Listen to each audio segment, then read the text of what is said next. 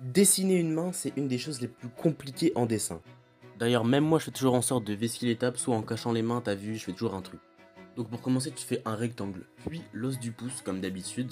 Ensuite, tu places les phalanges. Et dis-toi que les doigts, ce sont des cylindres. Parce que quand tu vas vouloir mettre de la perspective, tu vas être obligé de mettre des cylindres et pas juste des carrés comme là j'ai fait. Donc pour le pouce, il y a trois parties, il n'y en a pas que deux. C'est important pour pouvoir l'articuler.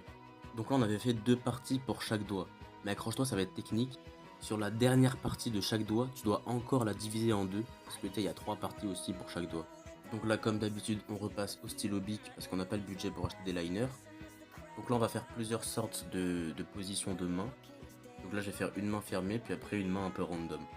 Donc c'est simple, le carré que tu avais fait pour la paume de la main, tu le mets en perspective, donc avec le côté qui est derrière un peu plus étroit que le côté qui est en premier plan. Tu places tes phalanges, tes doigts, ton pouce, et